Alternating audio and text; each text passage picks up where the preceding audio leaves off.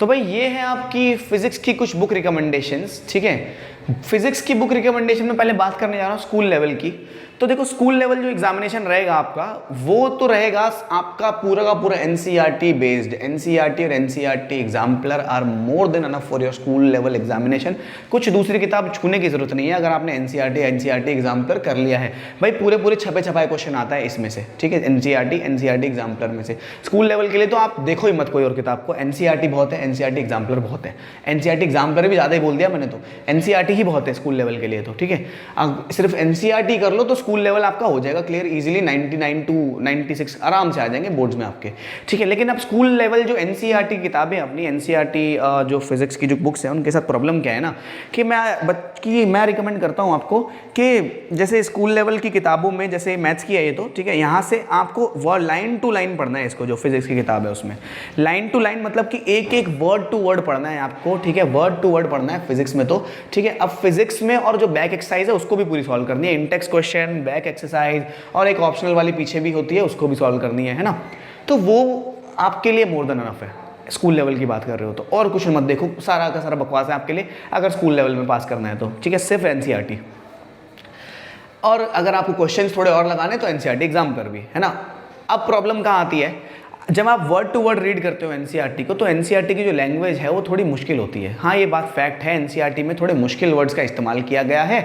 एक लाइन को बहुत कंसाइज वे में लिखा हुआ है। अब एक लाइन जैसे आपने पढ़ी तो उस कंसाइज वे में उसका मतलब आपको एक टीचर को समझाना पड़ता है। बेसिकली एनसीईआरटी जब पढ़ाते हैं तो ऐसे करना पड़ता है, ये लाइन मैंने बोली, अब उसको मुझे एक्सप्लेन करना पड़ेगा, लाइक बच्चे खुद नहीं समझ पाएंगे उस लाइन का मतलब। तो अगर आप सेल्फ स्टडी के लिए देख रहे हो तो एनसीईआरटी माइट नॉट, थ्योरी जो एनसीईआरटी की है ना, थ्योरी पार्ट बात करूँ मैं, वो इतनी मतलब मुश्किल होती है, बहुत पॉइंट टू पॉइंट बात की गई है, लेकिन बच्चों को कम समझ आती है थोड़ा।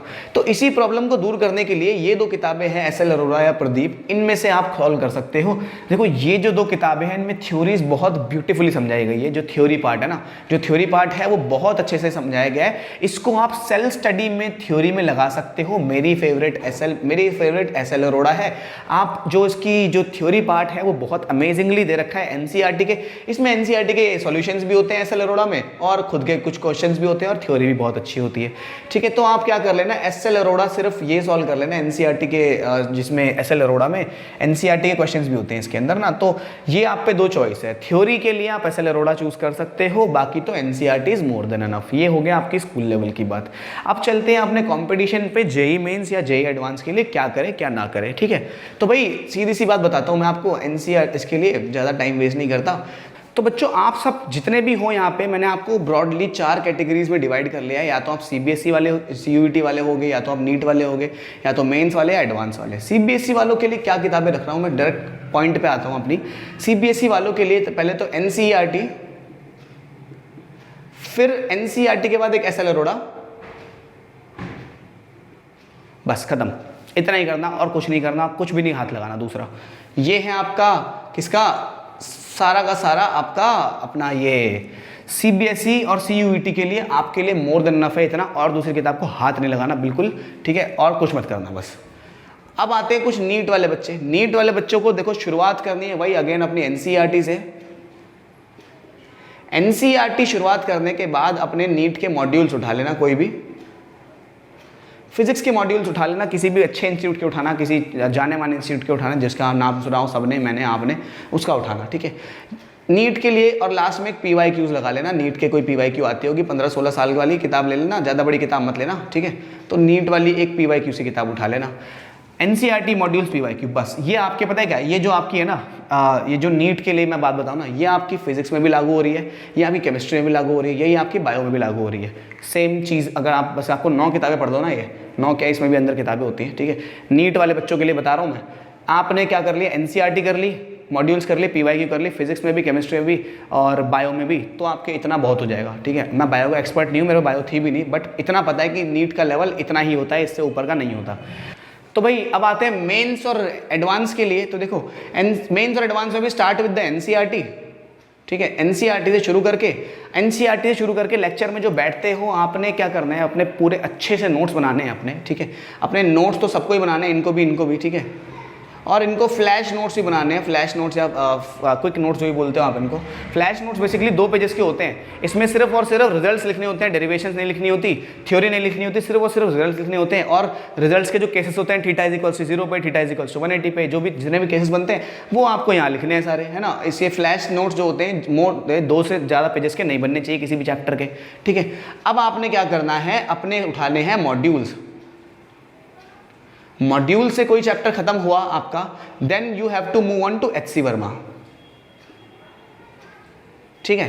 एचसी वर्मा मेंस के लिए इतना बहुत है, मेंस के लिए इतना बहुत है, इससे ज़्यादा नहीं पढ़ना आपने।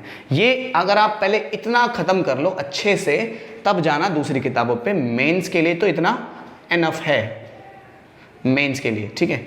अब एडवांस की बात करें तो ये सब तो आपने पढ़ लिया। एडवांस में आपको क्या करना है, ये किताबें आती है, बीएम शर्मा की किताब आती है, सेंगेज आती है, एक फिजिक्स गैलेक्सी करके आती है, ये 5 बुक सीरीज अगेन,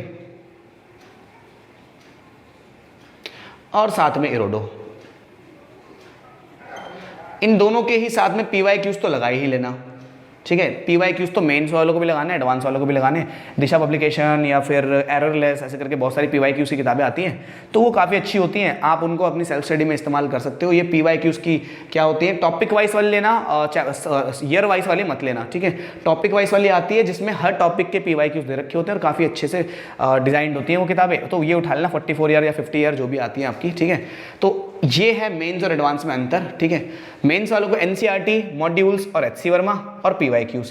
एडवांस वालों को ये सारा प्लस PYQs और 5 बुक सीरीज लगा लेना और एक इरोडो लगा लेना। अगेन इरोडो पूरी सॉल्व नहीं होएगी, ऑफ कोर्स नहीं होगी, क्योंकि पूरी तो सॉल्व करनी भी नहीं है उसको।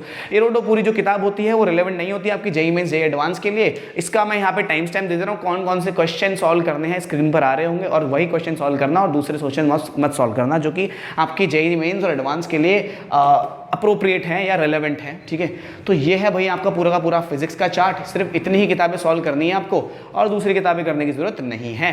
अब भाई बात ये आती है, इतनी सारी किताबें पढ़े तो पढ़े कैसे। देखो स्मार्ट स्टडी करनी है कैसे, आपने same type of question NCERT में पढ़ा, अब वही सेम टाइप ऑफ क्वेश्चन आपने इंस्टीट्यूट में भी करा दिया आपको, HCRO में देखा, यहाँ भी देखा, यहाँ भी देखा, तो ये सेम टाइप ऑफ क्वेश्चन आपने अटेम्प्ट नहीं करना है, ये छोड़ देना है सीधा। आपने को पता है कैसे होना है, तो बार बार सेम टाइप ऑफ क्वेश्चन करे क्या करोगे, ठीक है। तो आपने क्या करना है, एक क्वेश्चन को एक बार कर लिया, ज़्यादा से ज़्यादा दूसरी बार कर लिया उसके ऐसा क्वेश्चन, तो और दोबारा मत करना उसको सेम टाइम सेम डे पे, है ना।